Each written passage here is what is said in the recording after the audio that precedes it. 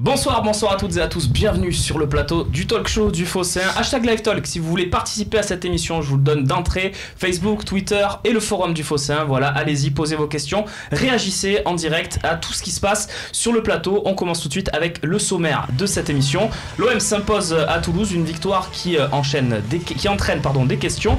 Bien évidemment avec ce Kostas Mitroglou qui nous a fait un petit peu rêver hier soir. Valentin Rongier serait-il une bonne recrue pour le milieu de terrain de l'OM? Et puis il y a forcément ce match à Bilbao, un match qui pourrait nous ouvrir les portes des quarts de finale de l'Europa League. Ce n'est pas rien pour cette émission.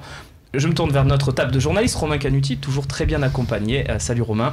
Salut. Chronia Paula Zito O Konstantinos. Voilà, j'ai appris une formule. Bon anniversaire, c'est ça? En grec.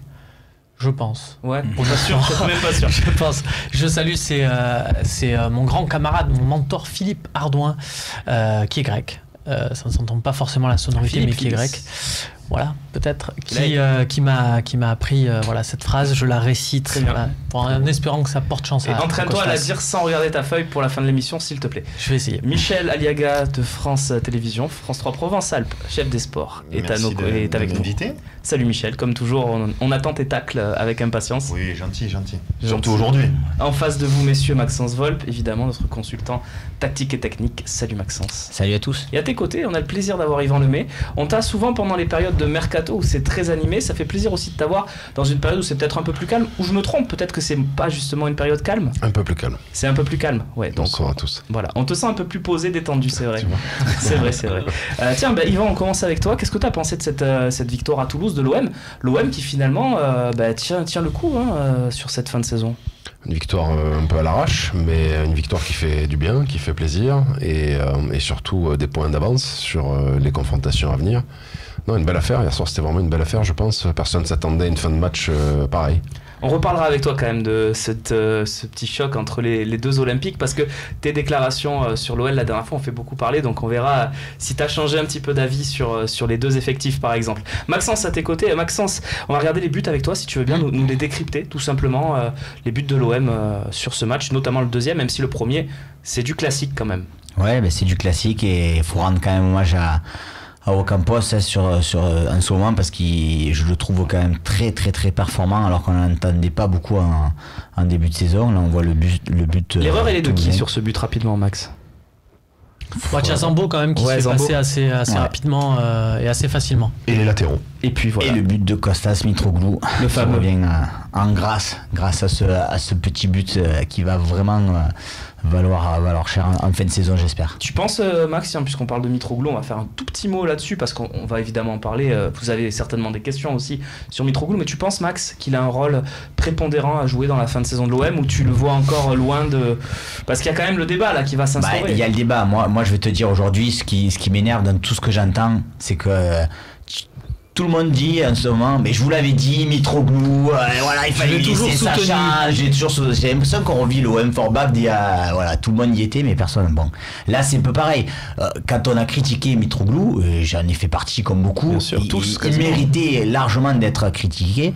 Là, il avait marqué ses 3 buts, ça y est, il était lancé à Bourg-en-Bresse. Bon, là il a marqué, très bien, mais en même temps c'est quand même aussi une super passe de Payet. Il fallait le mettre, je dis pas le contraire. Mais après on va voir, il faut peut-être pas s'exciter et se dire que d'ici la fin de la saison il va encore appeler 5 quoi. Il a tout dit, je mets un petit bémol. Je l'avais trouvé à Bourg-en-Bresse, même si c'est une Ligue 2, je l'avais trouvé intéressant, je l'avais trouvé un peu plus vif, moins bateau, précis dans ses déplacements et devant le but. Et je pense que la blessure, elle est mal arrivée à ce moment-là. Et là, je l'ai retrouvé, même s'il a joué qu'un quart d'heure et qu'il n'a pas non plus marqué 4 buts, je l'ai retrouvé intéressant physiquement. Et je pense qu'en cette fin de saison, il peut nous être utile. Mais comme tu le dis si bien, moi j'ai fait partie de ceux qui l'ont critiqué et il passe pas de déchet à Ballon d'Or. Faut pas exagérer. Quand il est rentré hier, beaucoup ont dû se dire, on se mettre les mains à la tête. Mais moi je pense qu'il va être utile au Vélodrome, notamment quand tu dois marquer des buts sur des coups de pied arrêtés ou quoi. Ne serait-ce que pour faire tourner, si arrive à avoir aussi des scores acquis. Si vous voulez bien, on va écouter Rudy Garcia et son interview d'après-match avant de lancer le premier débat qui sera sur le fait que Steve Mandanda était élu homme du match, alors que on attend peut-être plus de l'Olympique de Marseille. Rudy Garcia, après la rencontre. C'est pas plus mal qu'on gagne que 2-1 et qu'on bataille jusqu'au bout pour tenir le résultat. Parce que c'est un match qu'on a gagné grâce à notre esprit d'équipe. Voilà, on a vraiment joué en équipe ce soir. Et puis grâce à notre caractère aussi. C'est pour ça que je dis que ça ne me déplaît pas d'avoir bataillé pour gagner ici. Oui, Romain, tu voulais intervenir? Ouais, je trouve que sa phrase elle est pas mal. Au début, quand j'ai entendu le début, ça m'a fait un peu bondir quand j'ai entendu ça en direct. Et puis au final, c'est vrai qu'il a raison. Il y a une certaine solidarité qui se crée comme ça. Et on sait que les groupes, quand ça enchaîne des victoires, que ça apprend à tenir derrière. Hier, je sais pas vous, mais contrairement par exemple au match de Coupe de la Ligue à Rennes ou quoi que ce soit, là j'étais parfaitement serein. Je savais, par exemple, à Saint-Etienne, je savais qu'on allait se prendre un but. Enfin, on voyait, dès l'heure de jeu, on s'arrête de jouer, on encaisse des vagues, on n'était pas du tout. Là, hier, notamment grâce à Steve Mandanda, voilà, ça lance peut-être un peu ta partie, qui était vraiment parfait dans les dernières minutes dans le domaine aérien et qui était vraiment très intéressant à ce niveau-là. Il y avait une sérénité qui se dégageait, on savait qu'on n'allait pas en prendre. Il y a sur la fin, tu veux dire. La sérénité, à partir du moment où on a marqué. D'accord. Parce qu'à 1, on savait pas qu'on allait mettre le 3. Il fallait gérer, oui, ça va de soi. Romain, tiens. Est-ce que c'est un problème que ça soit Mandanda qui ait été l'homme du match? Il y a eu ces parades à la 60e, là, cette double parade assez exceptionnelle. Romain, est-ce que c'est problématique pour toi? Parce qu'on se dit quand même qu'à l'OM, ça doit pas être le gardien l'homme du match. En fait, le goal, c'est quand même un des postes importants dans le football. Steve Mandanda, si on regarde bien cette saison, il est quand même derrière pas mal de victoires importantes. Je pense à Nice notamment. Quand tu gagnes 4-2, à la fin, il te sauve quand même. Il sort un penalty, c'est pas rien. Donc il est quand même derrière des trucs. Ça compte. Évidemment que oui, il masque à lui seul cette période, on le disait, là, de la 20e à la 70, 75e.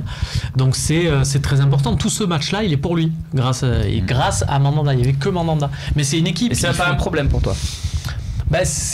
Si ça se répète sur plusieurs matchs, oui. Si c'est de cette manière-là occasionnelle. Là, sur ce match-là, j'ai envie de te dire, Rome, il faut pas faire la fine bouche du tout, parce qu'on a fait un talk jeudi ou vendredi, et il y avait Babou sur ce plateau, et il nous disait, à juste titre, il avait peur, il nous disait, mais vous êtes sérieux, vous pensez vraiment qu'on est capable de gagner à Toulouse sans Thauvin? Et là, on a gagné au coup d'envoi sans Thauvin et sans Payet. Et ça, à ma vie, ça arrive jamais, ça. C'est-à-dire que, pour vraiment parler de l'animation du jeu, quand t'as pas Thauvin et pas Payet, on l'a vu notamment en Europa League, la phase de poule d'Europa League, c'était extrêmement dur dans le jeu. Et là, ça l'était pas un peu hier d'ailleurs. C'était le cas. T'avais Toulouse en face, c'était pas fou, mais voilà. Toulouse d'ailleurs, ça dit en passant, tu montrais le premier but en disant c'est bien, c'est des actions on a l'habitude. Luis Gustavo 2 fois sur corner, 2 fois totalement libre. C'était Mboula qui était à son marquage. Bon après il y a certains journalistes qui le mettent en top à la fin du match, mais bon visiblement ils mettent des sangarés aussi, c'est pas évident. Voilà, la dédicace est passée. Romain, en face de toi, on va demander à Yvan, est-ce que pour toi c'est un problème que ça soit Mandanda qui est fini meilleur joueur du match? Un problème entre guillemets, voilà, on a gagné comme dit Romain. Si tu joues contre Monaco, PSG, c'est pas surprenant. Là tu joues Toulouse, ils jouent le maintien, ils sont 18e je crois ou 17e, donc très mal classés. Donc tu joues contre une équipe qui se bat pour rester en Ligue 1 comme Lille, donc c'est quand même assez surprenant, voilà. Maintenant c'est vrai qu'il n'y avait pas une équipe pour tenir le ballon non plus, tu n'as pas de Payet, tu n'as pas de Thauvin.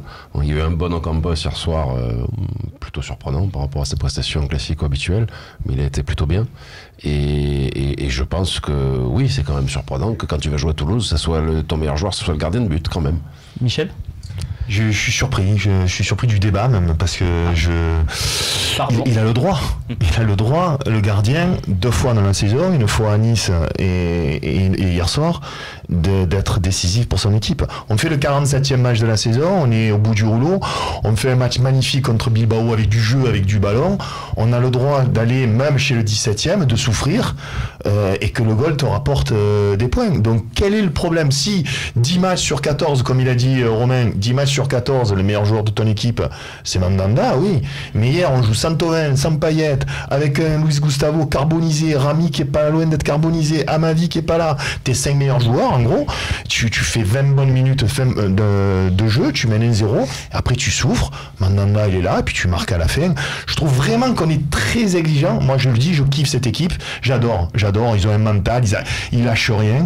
Elle m'a encore fait plaisir hier soir, et donc je suis un peu surpris qu'on dise c'est inquiétant si une fois de temps en temps le goal il fait le job. Je pense qu'il vaut mieux prémunir, c'est ce que veut dire Romain. C'est-à-dire que je pense que. C'est pas méchant, hein, ce que je dis. Bien sûr. Moi, je pose juste les questions. Hein. Oui, mais bien sûr, mais ta question derrière, je sais un peu les idées qu'il y a derrière. C'est un peu de se dire, tu joues tous les 3 jours. Si c'est pour qu'on se dise, on est trop fort, mais qu'on enchaîne des défaites, qu'au final on soit éliminé sur tout le tableau, c'est un peu de se dire, alors qu'il y a 2 semaines on était fatigué, savoir s'il faut pondérer cette victoire, j'imagine, hein, ou est-ce qu'elle est dans cette dynamique-là où on se dit, attention quand même, on n'est pas non plus tiré d'affaire. Max, peut-être pour. Oui, la logique de la question, je pense que c'est aussi que. Passé un moment, en début d'année, on a eu pas mal de clean sheets d'affilée. On voyait que les autres équipes ne se procuraient pas beaucoup d'occasions. Certes. Bon, là, tu as eu Paris, on va pas revenir 50 fois, mais tu as pris 2 fois 3 buts. Donc forcément, c'est qu'ils se sont créés des occasions. Derrière, tu prends encore des buts contre Bilbao, contre Nantes, même si c'est un penalty. Et là, tu as encore énormément d'occasions pour Toulouse. Donc effectivement, j'ai la raison. Hein. Moi, si Mandanda il me sort ces matchs-là à toutes les rencontres, je suis hyper satisfait. Mais ça veut forcément dire aussi qu'à quelques millimètres près, tu peux prendre 2-3 buts sur cette rencontre, et forcément c'est problématique. La défense s'étiole pour toi ces dernières semaines? L'équipe d'une manière générale. Ouais, voilà, l'équipe d'une manière générale. Quand tu regardes le match de Gustavo qui te tient justement ce milieu de terrain, aujourd'hui tu es percé de toutes parts. Mais les gars, si c'est au mois de septembre, je vous suis. Mais on arrive au mois de mars où on est bouilli, on est cramoisi. Donc on est défensivement, et c'est pour ça qu'on va énormément souffrir à Bilbao, on est fatigué. Donc c'est normal aussi quand même que de temps en temps, le goal, il t'aide et il te permette d'obtenir ses points à l'arraché. Jeudi, contre Bilbao, il n'a pas touché le ballon. Voilà, encore une fois, si c'est normal qu'on puisse gagner par le jeu et que de temps en temps, le goal te permette de gagner. Bien évidemment que le score il est un peu flatteur pour l'OM hier, qu'on a énormément souffert, qu'on a de la réussite. Et je trouve que ça fait partie de la saison. Voilà. C'est ça, de la fin. Voilà, c'est la totale différence. C'est pour ça que des fois, à la lecture des scores, comme certains le font en regardant pas les matchs, je te dis contre Bilbao, on a pris qu'un but. On a pris un but, mais oui, mais le but c'est un penalty inexistant, sinon il marque jamais. Et si tu regardes le match de Toulouse, tu vas dire on a pris un but, c'est pareil. Sauf qu'en fait, si tu regardes le contenu du match, c'est pas du tout pareil parce qu'ils ont eu une dizaine d'occasions. Non, j'allais dire ça c'est ce que tu dis, c'est ce qui mérite aussi à chaque fois que je revois les notes des joueurs, parce qu'aujourd'hui ils ont tous des bonnes notes forcément parce que t'as gagné 2-1, mais tu aurais très bien pu perdre ce match de 1 et voilà, ils auraient tous 2 ou 3 points de moins et pourtant ils auraient fait le même match. Donc c'est sûr, Maxence. On va regarder un petit dessin d'Osti qui lui aussi, notre dessinateur, veut participer à ce débrief, il a le droit. Bounassar n'en finit pas d'étonner. L'opération échange de corps entre Dani Alves et Bounassar est un succès, mais les gens vont commencer à avoir des doutes. Voilà, il a trouvé Bounassar très bon. Je pense que vous êtes assez d'accord sur ce match. Sur la deuxième offensivement, toujours pareil, il me surprend. Après, défensivement, sur le but aussi, il est un peu léger, Sakai est un petit peu léger. Il fait limite un péno en fin de première mi-temps, il faut qu'il fasse attention sur les fautes parce que c'est pas encore un défenseur, mais quel match, quelle activité, il a failli marquer. Non, offensivement. Et c'est peut-être son meilleur match en débutant.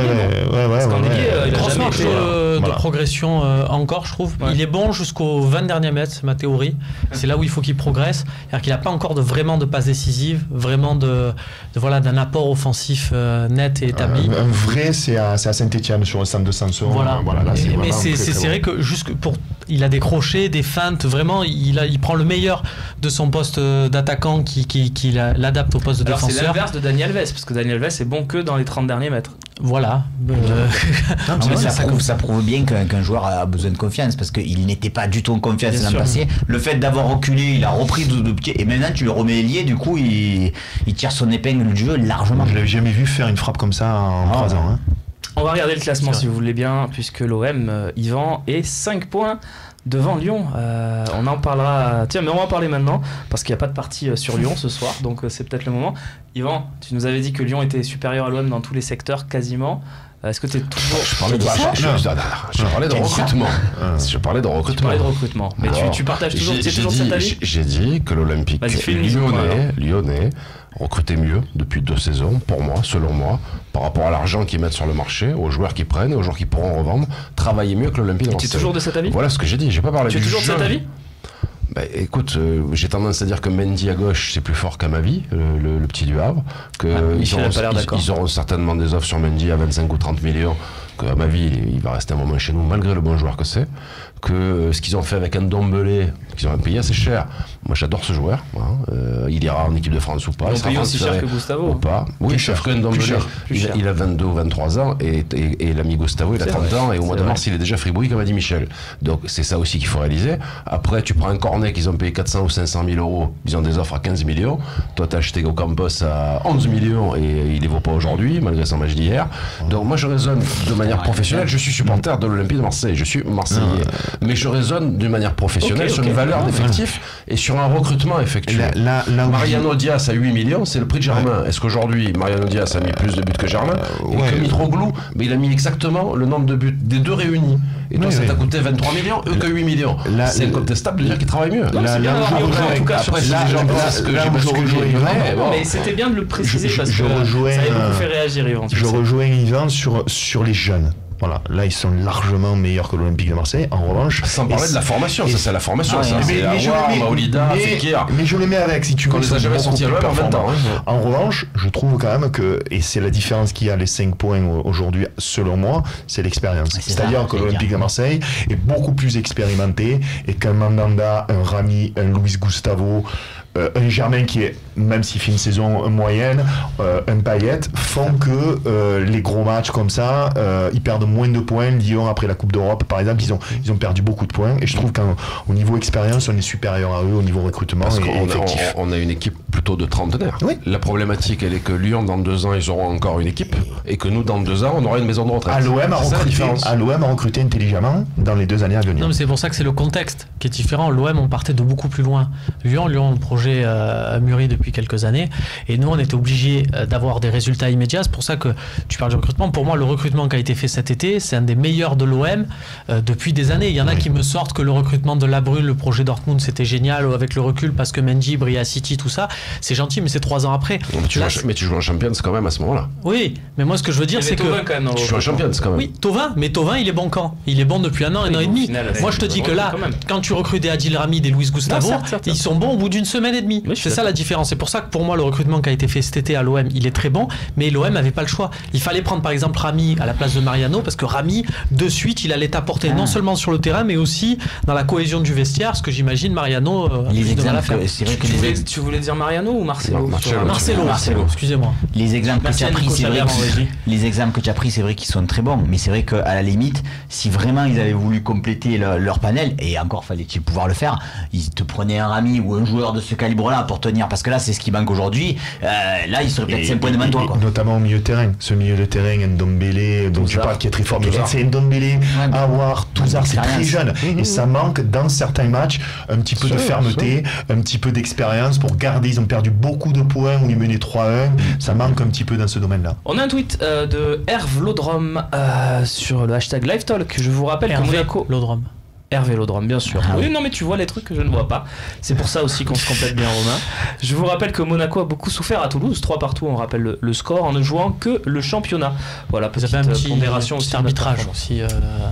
Oui, c'est vrai. On va regarder le calendrier maintenant, si vous le voulez bien, pour ces prochaines semaines de l'Olympique de Marseille et aussi des rivaux. Parce que, tiens, Max, est-ce que tu regardes, vous allez tous me dire juste vers le haut ou vers le bas, c'est là où vous regardez le plus pour les prochaines semaines. Max, est-ce que tu regardes vers le haut ou vers le bas? Honnêtement, juste vers le haut ou vers le bas? Pour l'instant, je regardais vers le bas. Voilà, je te le dis honnêtement. Pour l'instant, je regardais Lyon. Aujourd'hui, il va y avoir un match très prochainement. Je vais commencer peut-être à regarder vers le haut. Ok, sérieusement. Et aujourd'hui? Mais là, je regarde plutôt vers le haut. Hein. Voilà. On rappelle qu'il y a 4 points sur Monaco et 5 sur Lyon. T'as quand même un bon calendrier. Quand même. Donc on regarde vers le haut ou vers le bas, Yvan? Dijon, 3, Montpellier, pas évident. Lille qui joue le maintien, qui s'en sort pas. Bon, on regarde vers le haut? Oui, bah ouais, quand même. Romain? Non, ça coûte rien, tu peux dire je regarde vers le haut, je regarde vers le bas. En vrai, tu fais les deux. En vrai, tu fais les deux. Tu as suffisamment de temps libre pour regarder les matchs. Ce que je te dis, c'est que je regarde plus vers le bas, dans le sens où pour moi, Monaco, le fait qu'ils jouent plus de Coupe d'Europe, c'est un ensemble de choses. Ils sont programmés tous les vendredis. Ils ont un effectif, une équipe type qui s'est dessinée. Pour moi, c'est Monaco. Par photo, vers le bas. Oui, mais juste il va falloir enchaîner, il a mis pour aujourd'hui. dimanche prochain, si tu vas à Lyon, il n'y a plus de débat. C'est Monaco qui a le calendrier le plus difficile de ce que je vois. C'est le calendrier le plus difficile et pour Monaco. Certes. Après, Lyon n'a pas un calendrier énorme non plus, hein, mais bon, c'est le niveau OM. Allez messieurs, il faut avancer, on a encore beaucoup de choses à faire dans cette émission. On va faire une petite partie maintenant sur la nouvelle donne au milieu et vous allez le voir, il y a des surprises sur le temps de jeu.